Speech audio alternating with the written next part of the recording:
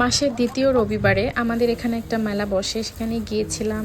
প্রথমে ঢুকেই দেখলাম যে অনেক জুতা একদম নিউ মার্কেটের মতো মানে করে বলতেছিল এই 5 ইউরো মানে 5 ইউরো আর কি।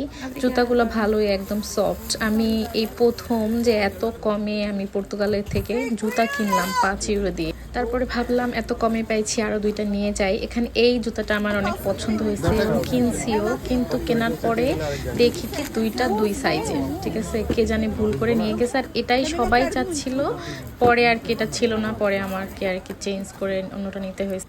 আর এই মেলাটা বেশিক্ষণ থাকে না, যদিও আমি এর আগের ভিডিওতে বলেছিলাম এটা হচ্ছে সকাল 8টা থেকে দুপুর 1টা পর্যন্ত থাকে না। একদম ফ্রেশ শাকসবজি পাওয়া যায়, মানে মানুষের বাগানের একদম নিজেদের করা, যেটা খুব সার টার দেওয়া থাকে না।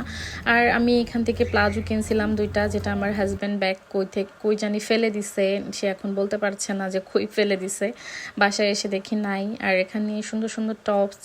এখানে আমার বাচ্চার জন্য একটা হ্যাট পছন্দ করছি, যেই ওরা মনে করছে আমাদের পছন্দ হয়েছে। এটার দাম বলতেছে 15 ইউরো, যেটা বাংলাদেশি টাকায় 2000 টাকা পরে। এখানে একটা মজার ব্যাপার কি, রসুন পাওয়া যায়, যেটা একদম আমাদের দেশি রসুনের মতো আর খুবই স্মেল, যেটা আমি সুপার শপে কখনোই পাই নাই।